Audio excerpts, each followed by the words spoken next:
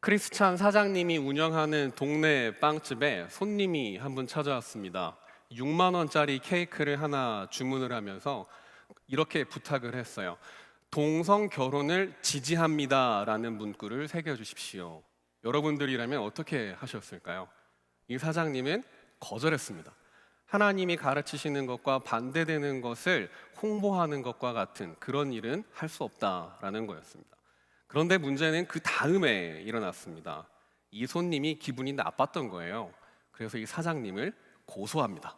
동성애자를 차별한다라는 거죠. 벌금 70만 원을 물게 되었습니다. 그래도 이 사장님은 우리들에게 주신 하나님의 이 말씀을 굳게 지켜야 한다라는 믿음으로 항소합니다. 어떻게 되었을까요? 졌습니다. 그래서 다시 한번 대법원까지 찾아가게 됩니다. 어떻게 되었을까요? 대법원의 대법관 5명 모두가 만장일치로 이 빵집 사장님의 손을 들어주었습니다. 영국의 북아일랜드에서 일어났었던 일입니다. 2014년에 고소를 처음 당했는데 2018년 10월까지 이 법적인 공방을 펼치다가 무죄로 정리가 되었습니다. 케이크 하나 때문에 4년 동안이나 힘들게 법적인 싸움을 한 것이지요. 그런데 과연 이렇게까지 해야 했을 일이었을까요? 하나님이 주신 그 말씀, 그 복음을 지켜내는 데에 이렇게까지 했었어야만 할까요? 그렇습니다. 왜냐하면 하나님이 주신 그 복음을 지켜내는 것이 우리가 해야 하는 가장 크고 귀한 일들 중에 하나이기 때문입니다. 그리고 이 사장님은 그것을 굳게 잡았던 것입니다. 오늘 우리도 말씀을 통해서 우리가 어떤 것을 굳게 잡고 지켜야 할지를 함께 나누고자 합니다. 그래서 오늘의 설교 제목이 너희에게 있는 것을 굳게 잡으라입니다. 19절의 말씀을 살펴보면 이렇게 이야기합니다. 내가 내 사업과 사랑과 믿음과 섬김과 인내를 아노니 내 나중 행위가 처음 것보다 많도다. 여기서 많다라고 번역이 되어져 있는 헬라어는 그 뜻을 살펴보면 숫자적으로도 많다라는 뜻도 있지만 질적으로도 훨씬 더 훌륭하다라는 뜻도 가지고 있습니다. 저희 아내가 출산 소식을 전했지만 만삭의 배로 집안일을 하는 것이 쉽지 않았습니다. 그래서 제가 이러저러한 일들을 아내보다 먼저 할 때가 종종 있었는데요. 하루는 설거지를 했습니다. 아내가 제가 설거지한 것을 쓱 한번 쳐다보고 저를 한번 또 보고 말없이 고무장갑을 다시 끼고 설거지를 다시 시작했습니다. 아무래도 조금 미흡한 점이 있었던 것 같습니다. 그래서 그 다음에는 제가 아주 열심히 박박 뽀득뽀득 소리가 나도록 설거지를 열심히 하고 칭찬받았습니다. 오늘 성경의 표현을 빌리자면 저의 나중 설거지가 처음 설거지보다 많았다라고 말할 수 있을 것 같아요. 나중에 한 것이 더 훌륭했다. 그만큼 열심을 내어서 발전했다라는 이야기입니다. 그러니까 이 19절이 이야기하고 있는 두아디라 교회의 나중 행위가 처음보다 많았다라고 하는 것은 그만큼 이 두아디라 교회의 성도들이 애썼고 발전했다라는 이야기이고요. 그만큼 두아디라 교회 성도들이 신앙생활에 관심을 가지고 더욱더 깊은 것을 추구했었다라는 것을 알 수 있습니다. 그렇다면 두아디라 교회 성도들이 무엇을 그렇게 애써서 처음보다 나중이 더 훌륭하도록 했을까요? 다시 한번 19절을 살펴보면 사업과 사랑과 믿음과 섬김과 인내입니다. 그런데 이 19절 앞부분에 나오는 사업이라는 단어와 뒷부분에 나와 있는 행위라는 단어는 같은 단어를 사용하고 있습니다. 에르곤이라고 하는 단어인데요. 이 단어는 일이라는 것을 뜻하는 단어입니다. 그러니까 이 19절을 다시 한번 풀어서 말씀을 드리면 이렇습니다. 내가 너희의 한 일, 즉 사랑과 믿음과 섬김과 인내를 알고 있단다. 너희가 나중에 한 일이 처음보다 많고 또 처음보다 훌륭하구나. 그러니까 이 두아디라 교회는 갈수록 더 많은 일들을 했고 더 양질의 사역을 감당했었다라는 것이고요. 하나님 보시기에 그것이 좋았다라는 이야기입니다. 여기서 우리가 중요하게 생각할 것은요, 성경이 이야기하고 있는 이 사업은, 이 사역은 하나님을 위한 사역이라는 것입니다. 나의 만족과 나의 유익, 나의 명예를 위한 사역이 아니라 온전히 하나님만을 향한 사역이라는 거예요. 매일 구두를 신고 출근하시는 아버지의 구두를 닦는 두 아이가 있습니다. 오늘 오후에 놀러 나가야 되는데 돈이 없어서 아빠 구두 닦아주면 얼마 줄 거예요? 왼쪽 10,000원, 오른쪽 10,000원 합해서 50,000원이에요. 이렇게 이야기하고 구두를 닦는 아이 1번. 어젯밤 퇴근하시는 아빠의 어깨를 살펴보았더니 왠지 힘없이 처져 있는 것이, 내가 할 수 있는 것은 없지만 기분 좋게 나가시라고 구두라도 반짝반짝 닦아드려야 되겠다. 말없이 현관에 앉아서 구두를 닦는 아이 2번. 둘 다 똑같이 아버지의 구두를 닦고 있습니다. 이 둘 중에 어떤 아이가 칭찬받을 만한 아이일까요? 이 둘 중에 어떤 아이가 진정으로 아빠를 위하는 아들일까요? 우리가 교회에서 봉사하고 헌신할 때 때로는 나의 인망을 쌓고 사람들에게 칭찬받는 것을 더 신경 쓸 때가 있습니다. 그러나 그런 마음보다는 죄인 중에 괴수와도 같은 나를 용서하시고 십자가로 사랑하신 그 예수님을 닮고 싶어서, 그 하나님께 감사하는 마음으로, 그 예수 그리스도가 가신 길을 따라가고자 하는 마음으로, 이것이 그리스도의 복음을 나의 삶으로 실천해내는 일이라고 생각하면서 그 봉사와 헌신의 자리로, 그 섬김의 자리로 나아가고자 하는 그런 마음이 우리 안에 있어야 하지 않을까요? 여러분, 이 마음을 굳게 잡아야 합니다. 이런 진실된 사역을 굳게 잡아야 한다는 것입니다. 그리고 이런 진실한 사역을 두아디라 교회가 점점 더 갈수록 많이, 갈수록 잘 감당했다고 칭찬받고 있는 것입니다.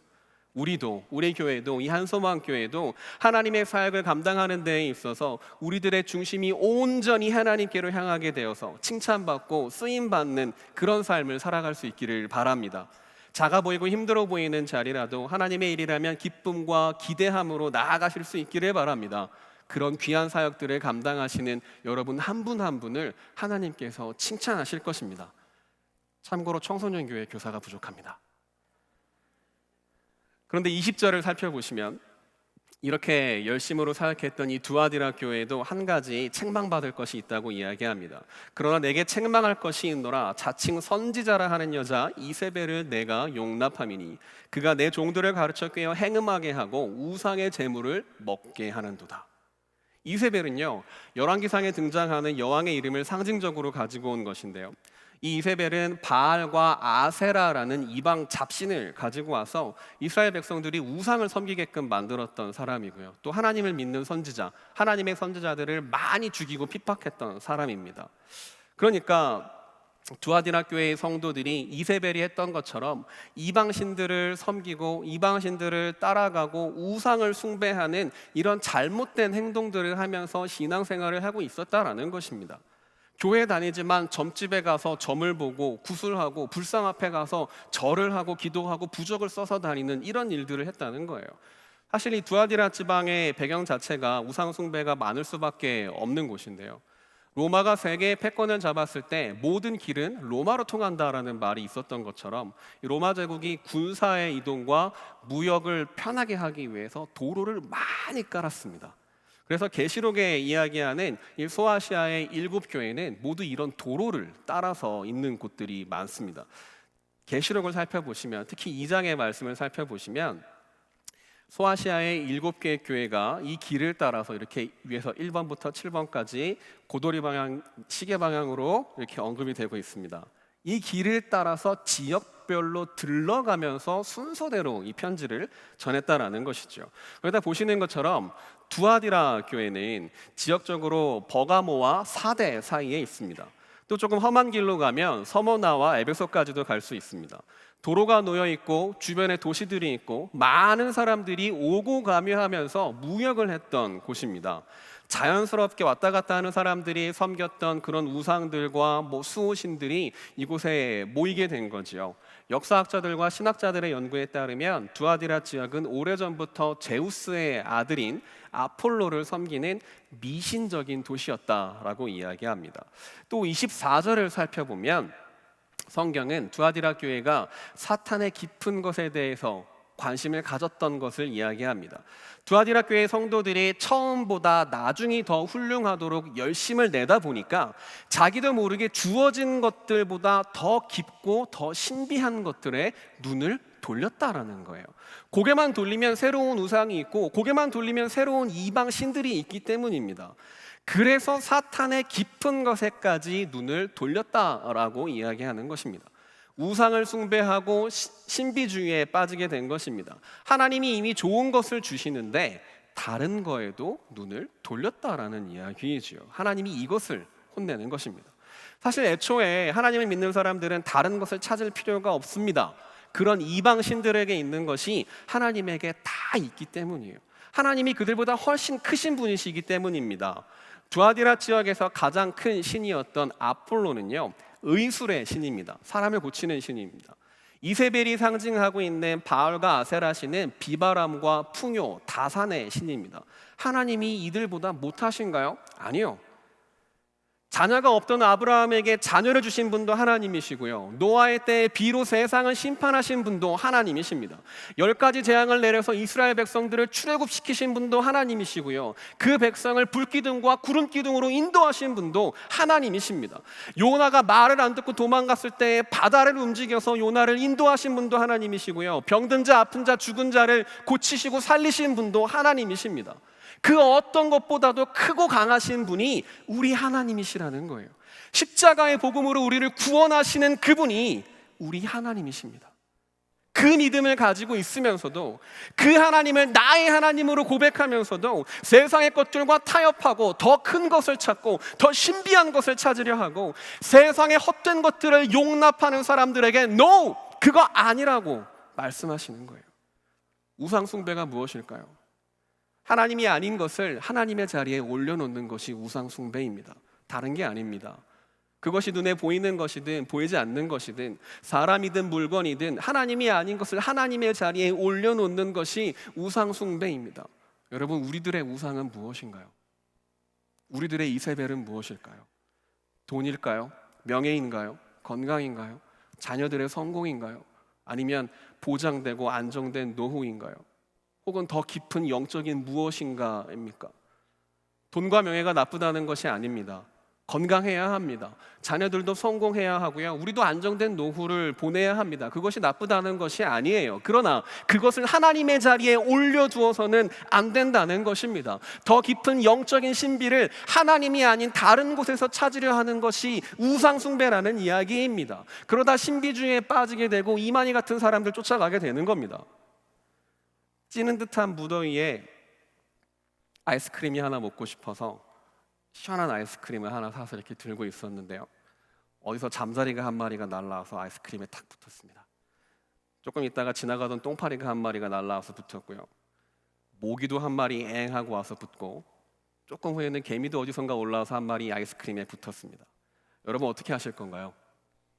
곤충 차별하면 안 되니까 차별금지법도 있고 하는데 같이 나눠서 드실 건가요?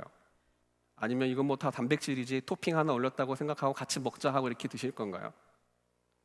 여러분, 우리 이미 잠자리가 날라와서 붙었을 때 답 나왔습니다. 새 것을 사는 한이 있더라도 갖다 버려야 될 겁니다. 이세벨을 용납한다는 것은요, 이거 다 같이 먹겠다는 것입니다. 다 같이 먹으면 어떻게 될까요? 분명히 어디가 안 좋아질 거예요. 속이 안 좋아지거나 기분이 안 좋아지거나 하겠죠. 하나님께서도 오늘 이세벨을 용납했던 두아디라 교회에게 너네 그러면 어디 또 안 좋아질 거야? 이야기하십니다. 22절과 23절의 말씀이 그것입니다. 볼지어다 내가 그를 침상에 던질 터이요 또 그와 더불어 간음하는 자들도 만일 그의 행위를 회개하지 아니하면 큰 환난 가운데 던지고 또 내가 사망으로 그의 자녀를 죽이리니 모든 교회가 나는 사람의 뜻과 마음을 살피는 자인 줄 알지라 내가 너희 각 사람의 행위대로 갚아주리라. 아멘. 세 가지의 벌을 이야기하십니다. 우선 침상에 던진다고 말씀하시는데요, 이것은 질병으로 침대 위에 누워있는 것을 이야기합니다. 두 번째로는 환난 가운데 던진다라고 말씀하십니다. 헬라어 성경은 이 환난이라는 단어를 핍박받는다라는 단어랑 같은 단어로 사용하고 있습니다. 핍박받는다라는 뜻이죠. 그리고 자녀들이 죽임을 당할 것이라 이야기합니다. 2020년 8월 5일 오후 5시 저희 가정에 아들이 태어났습니다. 눈도 제대로 뜨지 못하는 그 피덩이 같은 아주 작은 아기를 보고만 있어도 얼굴에 미소가 떠나지 않더라고요. 1시간을 보고 있어도, 사진만 보고 있어도 이 미소가 끊이지 않는다라고 이야기할 것 같습니다.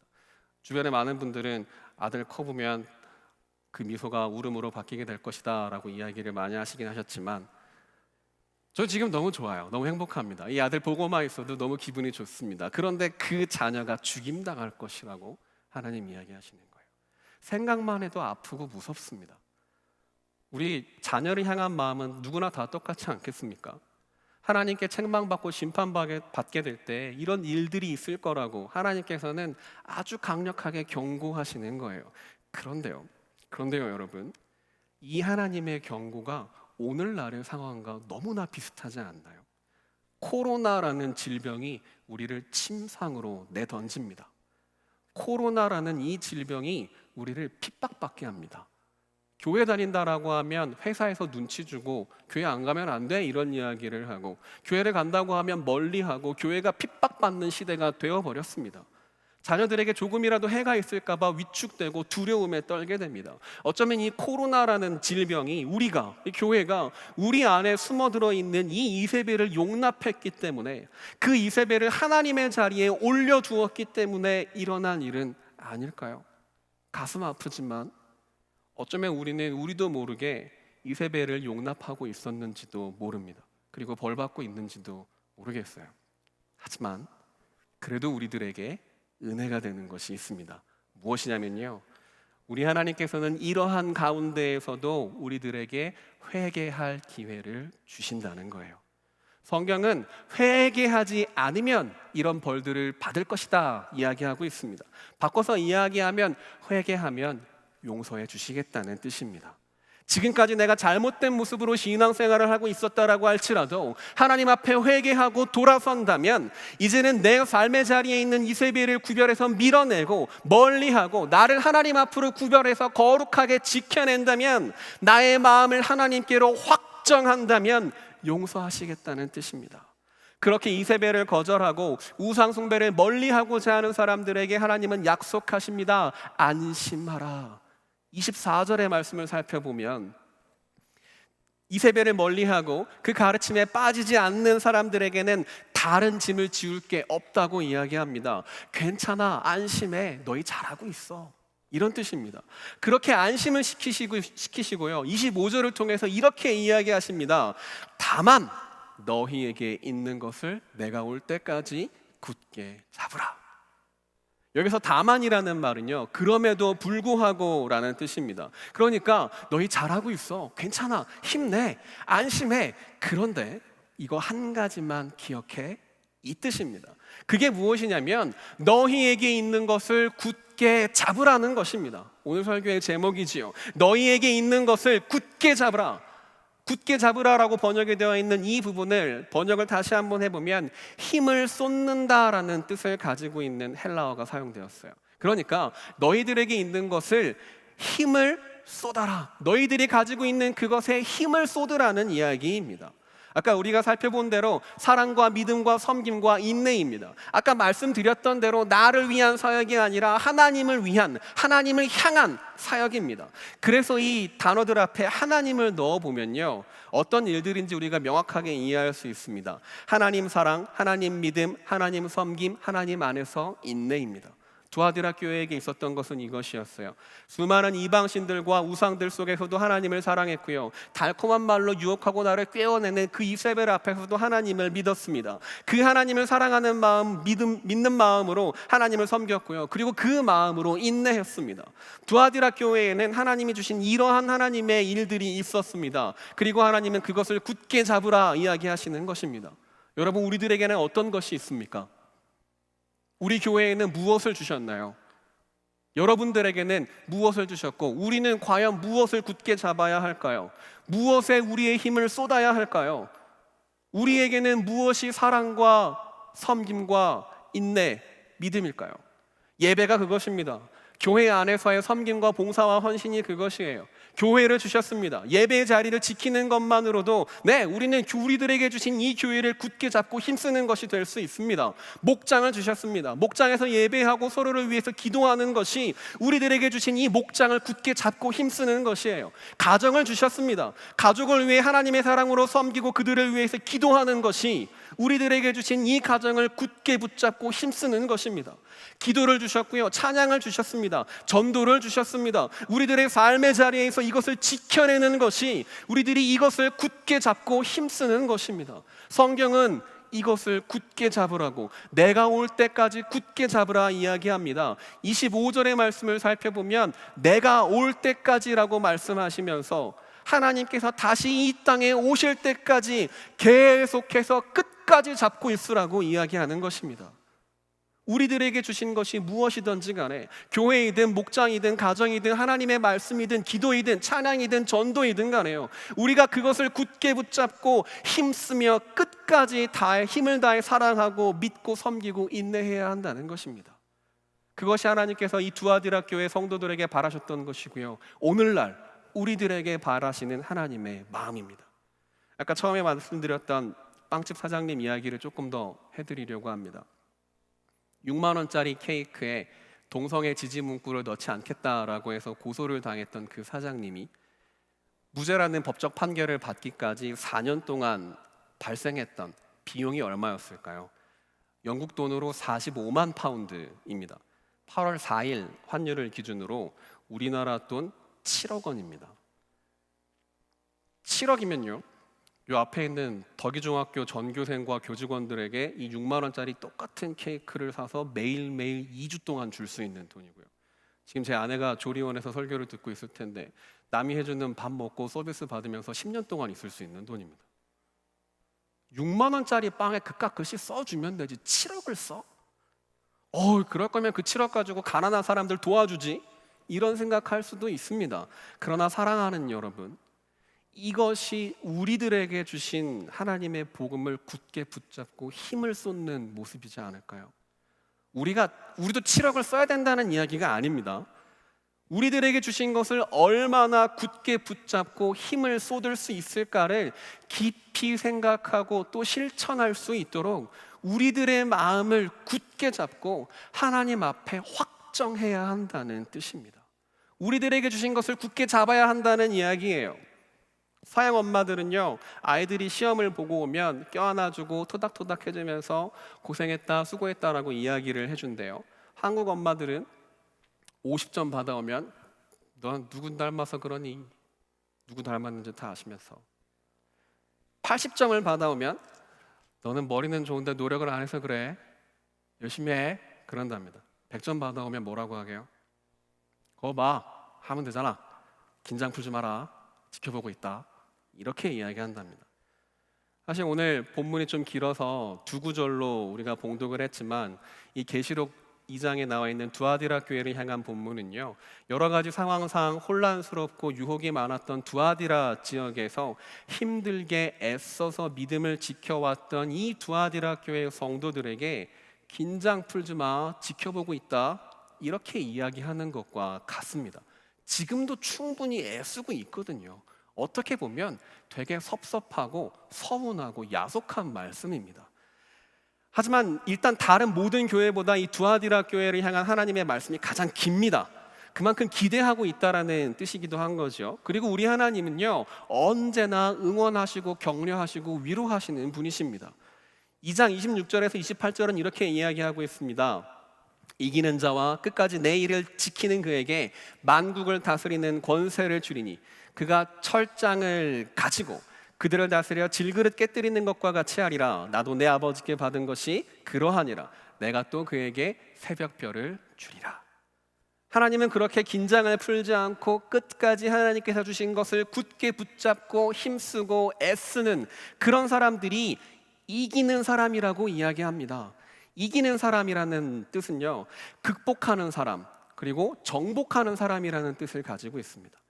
그러니까 하나님께서 주신 것을 굳게 잡고 힘써서 지켜내는 사람이 곧 이세벨과 우상의 유혹과 시험을 극복하는 사람이고 정복하는 사람이고 이기는 사람이라고 이야기하시는 거예요. 그러니까 너희 조금만 더 힘내, 격려하고 위로하고 계신다라는 말입니다. 철장으로 만국을 다스리는 권세를 주신대요. 언뜻 들으면 되게 좋아 보이는 말씀이지만 잠깐만 생각해 보면 현실적인 질문이 떠오릅니다. 우리가 정치하는 사람도 아니고 어떻게 세상을 다스리나요? 한글로 권세라고 번역이 되어져 있는 이 헬라어 안에 그 비밀이 숨어 있습니다. 이 단어 안에는요, 선택할 수 있는 힘이라는 뜻이 있습니다. 이 세상을 살아갈 때 우리가 하나님의 마음에 합한 것을 선택할 수 있는 힘을 우리들에게 주신다는 거예요. 하나님의 마음에 합한 것을 선택할 수 있는 그 힘이 만국을 다스리는 권세가 된다는 겁니다. 하나님을 믿는 그 믿음으로 살아가는 것이 아주 의미 있는 이야기예요. 세상과 타협하지 않아도, 우상을 숭배하지 않아도 온 세상이 하나님의 뜻대로, 하나님의 가르침대로 사라져 갈 수 있다는 이야기입니다. 하나님의 말씀으로 다스려질 수 있다는 것이에요. 아주 놀라운 은혜입니다. 믿음대로 사는 것이 세상을 살아가는 가장 좋은 방법이 된다는 거예요. 이런 복을 우리들에게 주신다고 이야기하십니다. 그런데 그게 끝이 아니에요. 또 주십니다. 새벽별을 주신다라고 이야기하십니다. 계시록에서 이 새벽별은 예수 그리스도를 상징합니다. 이렇게 하나님께 주신 것을 굳게 붙잡고 지켜내고 힘을 쏟는 사람들에게 예수님께서 함께 하시겠다라고 말씀하시는 거예요.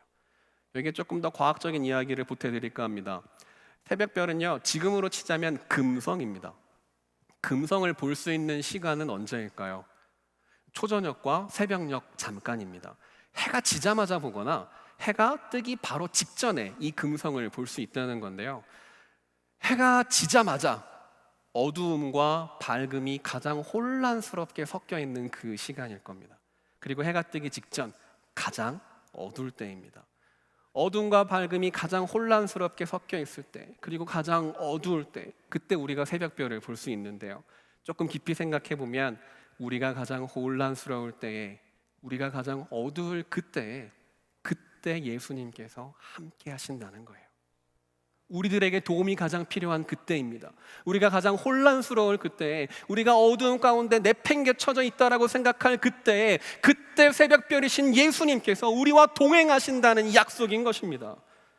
예수님께서 우리들의 혼란 가운데 동행하시고 우리들의 어두움 가운데 함께 하신다는 이 약속이 오늘 하나님께서 우리들에게 주신 것을 굳게 붙잡고 힘을 쏟으며 살아가는 사람들에게 주시는 놀라운 은혜입니다. 사랑하는 여러분, 이 은혜를 믿고 기대하면서 하루하루를 살아가시기 바랍니다. 어느 마을에 한 청년이 살고 있었어요. 어려서부터 공부에는 딱히 관심이 없었습니다.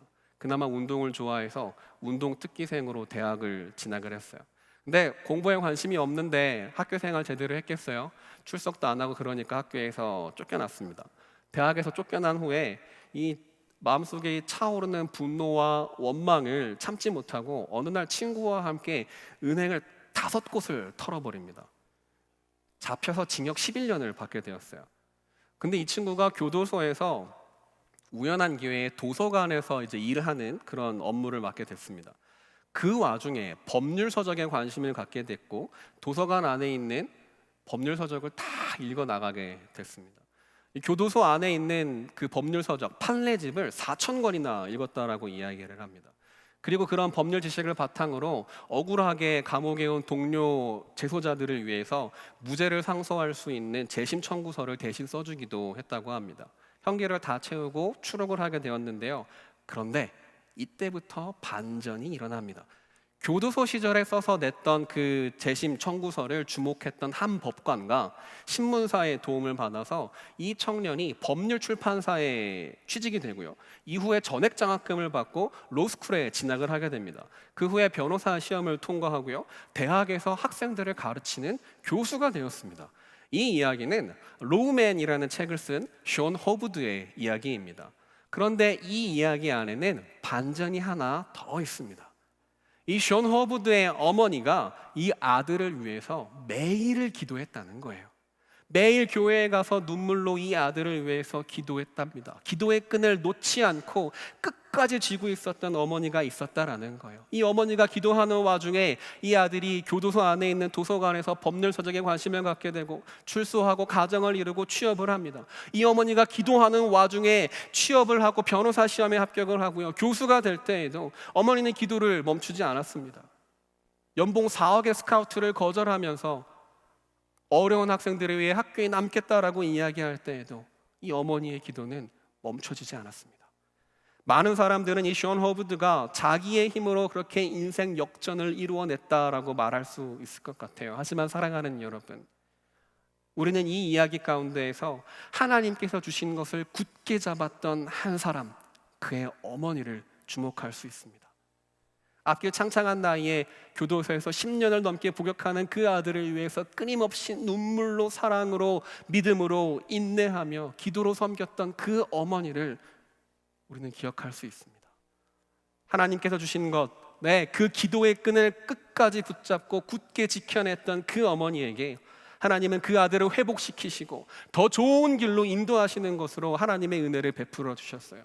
그리고 그 아들에게도 이 하나님께서 그 아들이 가장 혼란스러운 그때 새벽별과 같이 찾아가셔서 만나주시고 동행해 주셨습니다. 하나님께서 우리들에게 주신 것은 무엇인가요? 하나님께서 여러분들에게 주신 것은 무엇인가요? 하나님께서 나에게 주신 것은 무엇일까요? 우리는 무엇을 굳게 잡아야 할까요? 우리는 이미 그 답을 알고 있습니다. 교회와 목장과 가정이에요. 예배와 기도와 찬양이고요. 전도이고요. 사랑과 믿음과 섬김과 인내입니다. 그리고 사실 이미 우리는 어떻게 해야 할지 다 알고 있습니다. 사랑하는 여러분, 하나님께서 우리들에게 주신 것을 굳게 잡고 힘을 쏟으시기 바랍니다. 우리 주변에 도사리고 있는 수많은 이세벨과 우상들을 멀리 하시기 바랍니다. 하나님께서 우리들에게 약속하신 바 이기는 자가 되어서 극복하는 사람이 되어서 하나님께서 기뻐하시는 선택을 하며 살아갈 수 있기를 바랍니다. 그리고 우리가 가장 어렵고 혼란스러울 때에, 우리가 가장 어두울 때에 우리를 찾아오셔서 동행하시는 새벽별이신 예수 그리스도를 매일매일의 삶에서 만나는 그런 은혜를 누리며 살아가실 수 있기를 바랍니다. 너희에게 있는 것을 굳게 잡으라. 너희에게 있는 것을 굳게 잡으라. 이 말씀대로, 이 말씀을 따라, 이 말씀을 의지하면서 우리들에게 주신 것을 굳게 잡고 힘쓰며 살아갈 수 있는 그런 저와 여러분들이 되시기를 간절히 소원합니다. 기도하겠습니다. 하나님, 우리들에게 주신 것이 너무나 많이 있는 줄 압니다. 그러나 때로는 그것들이 우리들의 이세벨이 되고 우상이 되어 하나님의 자리를 빼앗았던 것도 우리가 고백하오니 주님, 우리를 용서하여 주시옵소서. 하나님의 말씀을 듣고 하나님의 그 칭찬과 격려와 위로를 받으며 살아가기를 소원합니다. 우리들에게 주신 이 말씀을 의지하며 살아갈 때에, 우리들에게 주신 것을 굳게 붙잡고 힘쓰며 살아갈 때에 아버지 하나님, 우리들이 하나님의 마음에 합한 삶을 살아갈 수 있는 은혜를 베풀어 주시고, 우리가 가장 혼란스럽고 어려울 그때에 새벽별과 같이 찾아와 동행하시는 예수 그리스도를 만날 수 있도록 아버지 하나님 큰 은혜를 베풀어 주시옵소서. 우리가 주님 앞에 날마다 새롭게 결단하며 하나님 앞에 칭찬받는 사람으로 살아가기를 소원하오니 하루하루의 삶을 믿음으로 살아낼 수 있는 용기, 은혜 베풀어 주시옵소서. 감사드리며 예수님의 이름으로 기도드립니다. 아멘.